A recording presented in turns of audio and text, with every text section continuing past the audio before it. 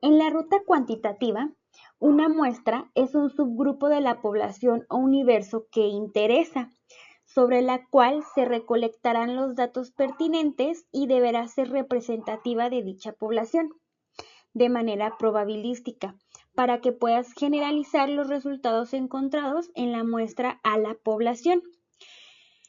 El universo o población es definido o al menos perfilado desde el planteamiento del problema. Podemos encontrar entonces en esta imagen que todo lo sombreado con azul, es decir, todos los individuos pertenecientes a esta sombrita azul, es la población y la muestra son aquellos seleccionados en verde. Las unidades de muestreo o de análisis, pues es cada uno de los individuos. Estas cositas negras que son representadas como personas. ¿Cómo seleccionamos una muestra? Lo primero es determinar cuál es la unidad de muestreo. Aquí el interés se centra sobre qué o quiénes se recolectarán los datos, personas o cualquier otro ser vivo, objetos, sucesos, algún colectivo de estudio, lo cual depende del planteamiento del problema, los alcances de la investigación, las hipótesis que se formularon y el diseño de la investigación. Una unidad de muestreo es el caso a seleccionar de una población y cuyo conjunto integra la muestra. Y la unidad de análisis es la unidad de la cual se extraerán los datos o la información final. Frecuentemente la unidad de muestreo y la unidad de análisis son las mismas, pero no siempre es así. El siguiente paso es delimitar a la población o el universo. Una población es el conjunto de todos los casos que concuerdan con una serie de especificaciones. Una diferencia que se presenta en algunos trabajos de investigación es lo que no describen suficientemente las características de la población o consideran que la muestra la representa de manera automática. Por ello es preferible establecer características con claridad, con la finalidad de delimitar cuáles serán los parámetros muestrales. Un ejemplo, si se quiere estudiar el comportamiento de alumnos de secundarias de un municipio, no sé, Ecatepec, del Estado de México, tenemos que especificar qué secundaria, en este caso del municipio de Ecatepec. No de todas las secundarias de toda la República Mexicana, ni de todo el Estado de México, ni de todo Ecatepec, sino cierta escuela secundaria. Con esto nos referimos a delimitar perfectamente la población de estudio. Hay que evitar ciertos errores al momento de seleccionar la muestra. Primero, desestimar o no elegir casos que deberían ser parte de la muestra, participantes que tendrían que estar y no fueron seleccionados. Incluir casos que no deberían estar porque no forman parte de la población. Y seleccionar casos que son verdaderamente inelegibles. Por ejemplo, en una encuesta o sondeo sobre preferencias electorales, entrevistar a individuos que son menores de edad y no pueden votar legalmente. No deben de ser agregados a la muestra, pero sus respuestas se incluyeron, lo cual es un error. El siguiente paso es elegir la estrategia de muestreo adecuado para seleccionar las unidades de muestreo o análisis y mantener su representatividad. Con frecuencia hemos escuchado, leído hablar sobre una muestra representativa, una muestra al azar, una muestra probabilística o no probabilística. Cuando hablamos de muestras probabilísticas o no probabilísticas, nos estamos refiriendo a los tipos de muestras. En las muestras probabilísticas, todas las unidades, casos o elementos de la población tienen al inicio la misma posibilidad de ser escogidos para conformar la muestra y se obtienen definiendo las características de la población y el tamaño adecuado de la muestra, y por medio de una selección aleatoria de las unidades de muestreo. Imagínate el procedimiento de un sorteo informal en tu colonia o barrio, lotería mecánica, tómbola, etc., donde se asignan boletos numerados a un grupo de personas. El día del sorteo se colocan las copias o recibos de los boletos en una pecera, caja o lo que sea, y los revuelves para elegir uno. el ganador. Al inicio, cuando los depositas en la pecera, todos los boletos tienen la misma probabilidad de ganar o resultar el número elegido.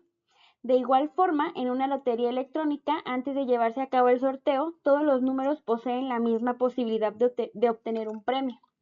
Reciben su nombre porque son muestras representativas de la población en términos de posibilidad o probabilidad.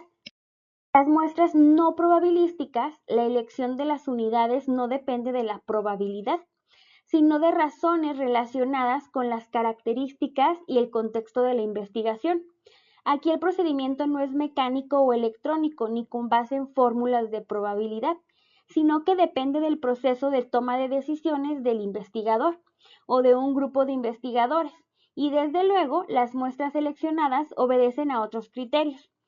Elegir entre una muestra probabilística o una no probabilística depende del planteamiento del problema, el esquema de investigación, la homogeneidad de las unidades estudiadas y la contribución que se piensa hacer con ella. Como ejemplo, tenemos una investigación sobre el suicidio en prisioneros de Estados Unidos. Dado que el suicidio es una causa frecuente de muerte en las cárceles estadounidenses y que la mayoría de los trabajos previos se centraban en cuestiones demográficas y más bien superficiales, estos investigadores diseñaron un estudio con el objetivo de explorar los motivos por los cuales los reclusos intentaban suicidarse. Para cumplir dicho propósito, se seleccionó una muestra no probabilística de prisioneros que accedieron voluntariamente a participar. De esta manera, se les realizaron entrevistas exhaustivas a 24 individuos de 6 cárceles de Ohio, quienes expresaron con franqueza sobre sus experiencias.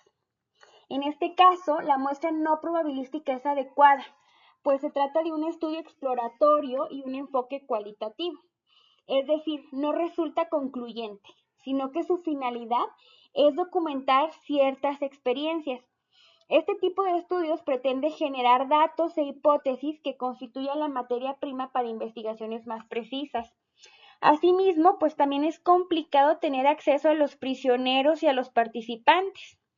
Por otro lado, pues estos deben de ser voluntarios. Este otro ejemplo es sobre el consumo de drogas ilegales en la población laboral de Chile.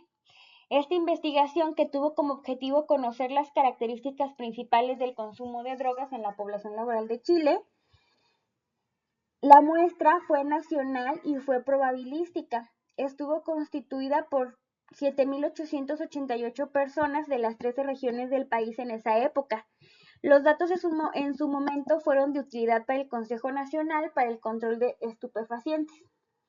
Este tipo de estudio, donde se hace una asociación entre variables y cuyos resultados sirven de base para la toma de decisiones que afectan a una gran parte de la población, se logra por medio de una investigación por encuestas, como lo vimos en los temas pasados, y una muestra probabilística, diseñada de tal manera que los datos lleguen a ser explorado a la población, extrapolados a la población, con una estimación precisa del error que pudiera cometerse al realizar tales investigaciones.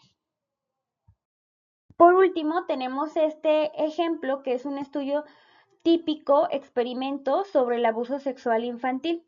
Entre los objetivos del estudio se encontraban el demostrar que en un programa para la prevención del abuso sexual infantil podía de manera significativa incrementar en los niños su capacidad de autoprotección ante un eventual intento de abuso sexual, y comparar dos medidas, una cognitiva y otra conductual, para evaluar los programas de prevención del abuso sexual infantil.